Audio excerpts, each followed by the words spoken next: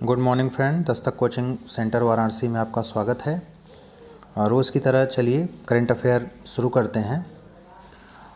पहला जो हमारा करंट अफेयर है वो है नौसेना युद्धाभ्यास से, जो नेवल एक्सरसाइज होती है।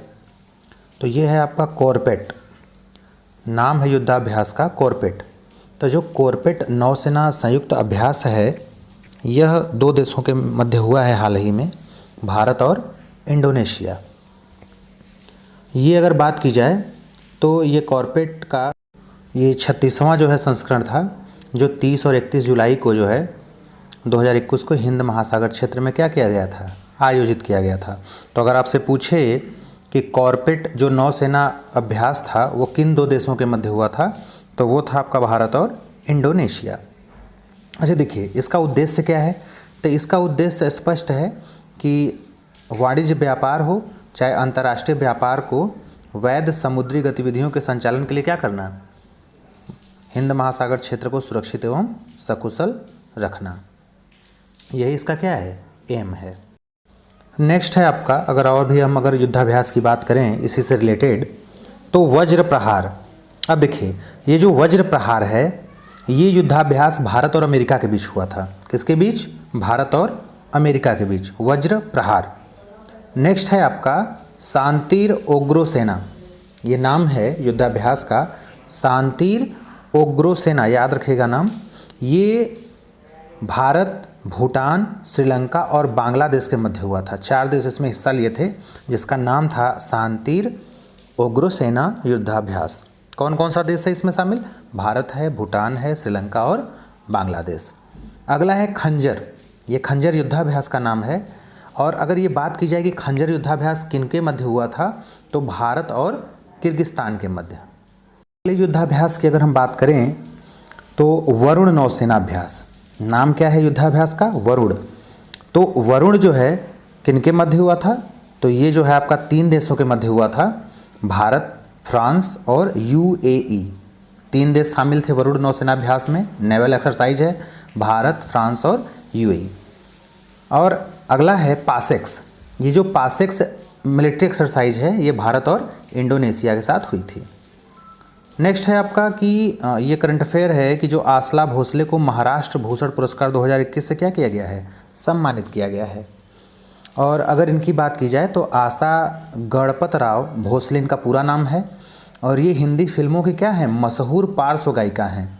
और लता मंगेशकर जो कि आप जानते हैं बहुत ही फेमस हैं गायक, उनकी ये छोटी बहन हैं, और दीनानाथ मंगेशकर की पुत्री ये हैं। और इन्होंने लगभग 16,000 गानों को जो है इन्होंने गाया हुआ है, और इनके फॉलोअर पूरे वर्ल्ड में हैं। और अलग इससे हट के अगर बात की जाए पुरस्कार की, तो इसमें आपका सन 2000 में तो दादा साहब फाल्के पुरस्कार से सम्मानित हुई थी सन 2000 में। और अगर 2008 में बात की जाए तो पद्म विभूषण से क्या की गई थी, सम्मानित की गई थी। तो 2 पुरस्कार इनके नाम पे है, ये मोस्ट फेमस दादा साहब फाल्के और पद्म विभूषण। नेक्स्ट देखते हैं। नेक्स्ट है कि जो अब्दुल्ला शाहिद हैं, जो कि मालदीव के क्या हैं, विदेश मंत्री। तो मालदीव के जो विदेश मंत्री अब्दुल्ला शाहिद हैं, इनको जो है संयुक्त राष्ट्र महासभा के 76वें सत्र की अध्यक्षता का जिम्मेदारी इनको मिला है। ठीक है, मतलब कहने का मतलब ये है कि जो मालदीव के विदेश मंत्री हैं, जिनका नाम क्या है, अब्दुल्ला शाहिद, ये संयुक्त राष्ट्र महासभा के 76वें सत्र की क्या करेंगे, अध्यक्षता करेंगे। और यह पहली बार होगा ऐसा जब मालदीव संयुक्त राष्ट्र महासभा के अध्यक्ष पद पर क्या होगा, आसीन होगा। और अगर हम मालदीव से रिलेटेड अगर कुछ बातों की चर्चा करें, अगर हम मालदीव की राजधानी की बात करें तो आपको पता होना चाहिए माले है। राष्ट्रपति की बात करें तो इब्राहिम मोहम्मद सोली हैं। और अगर हम मालदीव के मुद्रा की बात करें तो मालदीव रुपया इसका क्या है, मुद्रा है। इससे इतर हट के अगर हम संयुक्त राष्ट्र के बारे में अगर कुछ जान लें, तो अगर इसके स्थापना की बात की जाए तो 24 अक्टूबर 1945 को इसकी स्थापना हुई थी यूएनओ की। अगर मुख्यालय की बात करें तो न्यूयॉर्क है, यूएसए में। अगर हम इसके सदस्य देश की बात करें तो 193 जो है इसे क्या हैं, सदस्य देश हैं। और अगर हम वर्तमान अध्यक्ष की बात करें, जो कि ज़्यादातर क्वेश्चन एग्जाम में पूछा जाता है यहाँ से, तो एंटोनियो गुटेरस जो है यूएनए के जो है वर्तमान क्या हैं, अध्यक्ष हैं। चूँकि जो है एग्ज़ाम की दृष्टि से बहुत ही महत्वपूर्ण टॉपिक रहता है। तो वर्तमान तो आप जान गए। अगर हम पहले यूएनओ के जो है महासचिव की बात करें जो है, तो वो त्रिगवेली थे जो कि नॉर्वे के थे, और ये जो वर्तमान में हैं एंटोनियो गुटेरस, ये पुर्तगाल के हैं। तो अगर आपसे पहला पूछे तो त्रिगवेली जो कि नॉर्वे के थे, और अगर इस समय 9वें की बात की जाए जो वर्तमान में है तो ये पुर्तगाल के हैं, एंटोनियो गुटेरस। चलिए, और इससे संबंधित अगर हम कुछ चीज़ों को देखें, शामिल जो 193वां देश था वो दक्षिणी सूडान है। तो दक्षिणी सूडान लास्ट में जो है ऐड हुआ है, 193वां है। और अगर इसकी बात की जाए, अगर इसके पृष्ठभूमि की ध्वज जो इसका फ्लैग होता है, तो संयुक्त राष्ट्र संघ का जो ध्वज होता है वो हल्का नीले रंग का जो है, और उस पर श्वेत रंग से राष्ट्र संघ का क्या लिख रखा रहता है, प्रतीक लिखा रहता है। और 2 जैतून की वक्राकार जो है शाखाएं होती हैं, जो ऊपर की तरफ क्या होती हैं, खुली होती हैं, और उनके बीच में विश्व का मानचित्र लगा होता है। ये इसका एक तरह से लोगो कह सकते हैं। अगर हम इसकी भाषा की बात करें यूएनओ के, तो चीनी है, रसियन है, अरबी है और स्पेनिश है। नेक्स्ट हम देख रहे हैं कि हाल ही में मलेशिया ने हेपेटाइटिस के लिए विश्व की पहली सस्ती और प्रभावी दवा क्या कर दी है, पंजीकृत की है। हेपेटाइटिस की दवा तो इससे पहले भी थी, लेकिन इस समय ये चर्चा में इसलिए है क्योंकि ये प्रभावी दवा जो है वो सस्ती है, सस्ती होने के नाते जो है चर्चा में है। और किसने किया है, मलेशिया ने। तो चलिए, मलेशिया के बारे में आप मैप में जैसा देख रहे हैं, इसका लोकेशन, इसके बारे में कुछ और जानकारी देख लेते हैं। जैसे जो मलेशिया है वो दक्षिण पूर्व एशिया में स्थित एक देश है, दक्षिण पूर्व एशिया में, और यह दक्षिण चीन सागर से 2 भागों में क्या होता है, विभाजित होता है। जो आपका साउथ चाइना सी है, ये भागों में इसको जो है डिवाइड करता है, और ये मलय प्रायद्वीप पर स्थित मुख्य भूमि के पश्चिम तट पर मलक्का जलडमरू और इसके पूर्व तट पर दक्षिण चीन सागर है। अगर हम मलेशिया की राजधानी की बात करें तो ये भी एग्ज़ाम में बहुत पूछा जाता है, खास करके रेलवे, एनटीपीसी, छोटे एग्ज़ाम में। तो इसकी राजधानी है कुआलालंपुर। मुद्रा की बात करें, करेंसी की बात करें तो मलेशियाई रिंगित है। अगर इस समय हाल ही में प्रधानमंत्री की चर्चा करें, अगर हम आपको बताएं कि मलेशिया के, तो वो है मुहिद्दीन यासिन। चलिए नेक्स्ट देखते हैं। नेक्स्ट आपका करंट अफेयर है कि हाल ही में नाबार्ड ने पंजाब राज्य को पेयजल परियोजना के लिए 445.89 करोड़ रुपए की मंजूरी दी है। तो देखिए, नाबार्ड ने जो है किस राज्य को दिया है पैसा, पंजाब राज्य को। कितना दिया है, 445.89 करोड़ रुपए। किस लिए दिया है, पेयजल परियोजना के लिए हाल ही में। तो चलिए, नाबार्ड की बात आ गई तो नाबार्ड के बारे में कुछ जान लेते हैं। जैसा कि आप देख रहे हैं कि नाबार्ड का फुल फॉर्म होता है national bank for agriculture and rural development. ये भी एग्जाम में पूछा जाता है, फुल फॉर्म भी। हिंदी में अगर इसकी बात करें तो राष्ट्रीय कृषि और ग्रामीण विकास बैंक। अगर हम नाबार्ड की स्थापना की बात करें तो ये 12 जुलाई 1982 को इसकी स्थापना हुई थी। ये भी एग्जाम में पूछा जाता है, तो याद रखिएगा 12 जुलाई 1982 को। मुख्यालय की बात करें तो ये मुंबई महाराष्ट्र में है, और ये भारत का एक शीर्ष बैंक है जो कि कृषि से जुड़े क्षेत्रों में योजना और परिचालन के लिए नीतिगत मामलों में भारत के ग्रामीण अंचल की अन्य आर्थिक गतिविधियों के लिए क्या करता है, ऋण देता है। ठीक है, जैसा कि इसका नाम है राष्ट्रीय कृषि ग्रामीण विकास बैंक, माने राष्ट्रीय कृषि और ग्रामीण विकास पे ये बैंक ज़्यादा जोर देता है, लोन देता है, कर्ज देता है। अगर हम वर्तमान अध्यक्ष की बात करें अगर नाबार्ड के, हैं डॉक्टर GR चिंतला। तो चिंता से याद रख सकते हैं, चिंतला चिंतला करके, कि ये आपके वर्तमान क्या हैं, अध्यक्ष हैं GR चिंतला नाबार्ड के। और अगर नाबार्ड का आपसे पूछा जाए कि पहली महिला अध्यक्ष, तो वो रंजना कुमार हैं। के बारे में जान लेते हैं। जैसा कि आप जानते हैं कि ये नाबार्ड की स्थापना हुई थी, ये शिवरमन सिंह समिति की अनुशंसा पर हुई थी, क्योंकि कोई ना कोई जब सुझाव आता है तभी न किसी चीज़ की स्थापना होती है, चाहे इस्टेब्लिश होती है, क्योंकि उसका एक उद्देश्य होता है। तो ये अगर आपसे पूछा जाए कि नाबार्ड की स्थापना जो है किस समिति की अनुशंसा पर हुई थी, तो ये शिवरमन सिंह समिति है। और ये केंद्र सरकार ने 12 जुलाई 1982 को नाबार्ड की स्थापना की घोषणा की थी। और ये घोषणा तो हो गई, लेकिन ये काम करना कब शुरू किया था, तो ये 17 जुलाई 1992 से, लगभग 10 साल बाद से।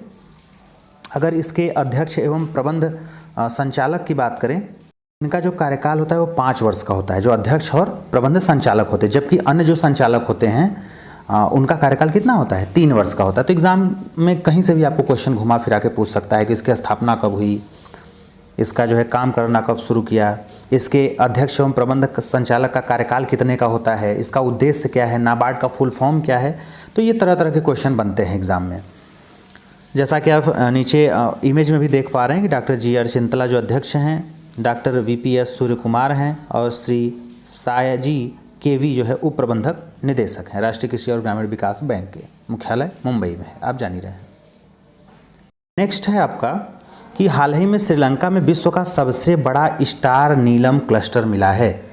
तो अगर हम स्टार नीलम क्लस्टर की बात करें तो ये कहाँ मिला है? श्रीलंका में। तो याद रखिए, विश्व का सबसे बड़ा स्टार नीलम क्लस्टर कहाँ मिला है? श्रीलंका में।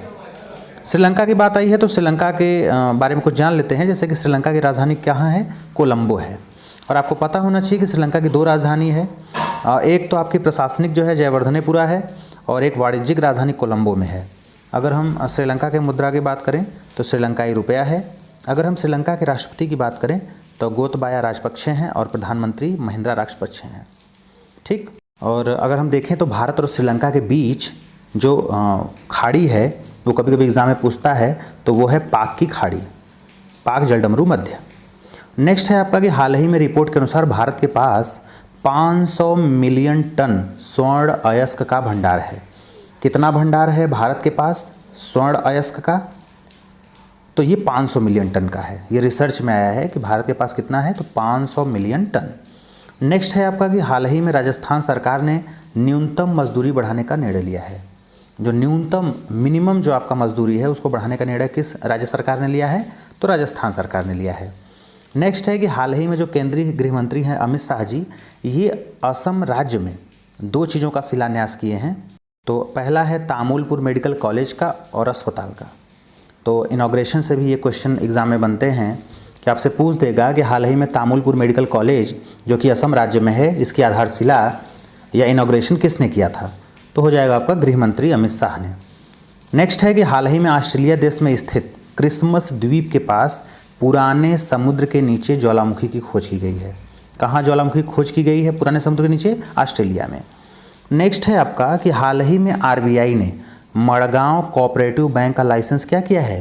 रद्द कर दिया है। तो आपको पता होना चाहिए कि RBI ही क्या करती है? बैंकों को लाइसेंस देती है। बैंकों का बैंक भी किसको कहा जाता है? RBI को। कभी कभी एग्जाम में ऑप्शन देके पूछता है कि किस बैंक में आप खाता नहीं खोल सकते हैं, तो RBI। बैंकों को ऋण कौन देता है? तो RBI। ये तमाम RBI का full form reserve bank of India. RBI की बात आई है तो चलिए इससे रिलेटेड कुछ चीज़ों को देख लेते हैं। अगर इसके स्थापना की बात की जाए तो 1 अप्रैल 1935 को रिजर्व बैंक ऑफ इंडिया का क्या किया गया था? स्थापना हुआ था। किसके अनुसार? Reserve bank of India act 1934 के अनुसार। तारीख की बात की जाए जब पहली बार इसकी स्थापना हुई थी तो ये 1 अप्रैल 1935 को कोलकाता में हुआ था। अगर इसके मुख्यालय की बात करें तो मुंबई में है इसका वो मुख्यालय। अगर आपसे RBI का मुख्यालय पूछे तो कहाँ बताएंगे? मुंबई। कब हुआ था स्थापना? 1 अप्रैल 1935 को। अब देखिए, भारतीय रिजर्व बैंक के गवर्नर भारत के केंद्रीय बैंक भारतीय रिजर्व बैंक के सबसे वरिष्ठ बैंक कर्मी होते हैं। ठीक है। 1935 में स्थापना के बाद भारतीय रिजर्व बैंक की कमान अब तक कुल 25 गवर्नर संभाल चुके हैं। अगर आपसे पूछा जाए कि अभी तक कितने लोग भारतीय रिजर्व बैंक के जो है आपके क्या हुए हैं? गवर्नर हुए हैं, तो आप कहेंगे ये संख्या 25 है। 25 लोग अब तक हो चुके हैं। लेटेस्ट में कौन है? वर्तमान में शक्तिकांत दास भारतीय रिजर्व बैंक के क्या है? गवर्नर है 25 में। नेक्स्ट है आपका कि हाल ही में कर्नाटक सरकार ने किसानों के बच्चों के लिए छात्रवृत्ति देने की घोषणा की है। कर्नाटक राज्य आप देख रहे हैं भारत के मैप में जो है कहाँ पे है लोकेशन। तो कर्नाटक सरकार ने क्या किया है कि जो सरकार ने जो है किसानों के बच्चों के लिए, जो किसान हैं, जो फार्मर हैं, उनके बच्चों के लिए क्या किया गया? स्कॉलरशिप की व्यवस्था की है। ये घोषणा की है कि हम देंगे बच्चों को। नेक्स्ट है इसी में कि कर्नाटक के बारे में कुछ जान लेते हैं। जैसे कि कर्नाटक, जिसे कर्नाटक भी कहते हैं, ये दक्षिण भारत का एक राज्य है। और इस राज्य के गठन की बात की जाए तो 1 नवंबर 1956 को हुआ था जो है। इससे पहले मैसूर राज्य कहलाता था, यह मैसूर राज्य कहलाता था। और 1973 में पुनः नामकरण करके इसका नाम कर्नाटक कर दिया गया। अगर हम कर्नाटक की राजधानी की बात करें तो बेंगलुरु है। अगर हम उसके मुख्यमंत्री की बात करें कि कर्नाटक का मुख्यमंत्री कौन है, तो बसवराज बोम्मई हैं। और अगर हम राज्यपाल की बात करें तो थावरचंद गहलोत। तो 2 क्वेश्चन इंपॉर्टेंट जो है इसमें से बन रहा है आपका। एक है मुख्यमंत्री बसवराज बोम्मई हैं, राज्यपाल हैं आपके थावरचंद गहलोत। तो अगर आपको ये वीडियो पसंद आए तो प्लीज़ हमारे चैनल को लाइक, सब्सक्राइब और शेयर करें। Thank you.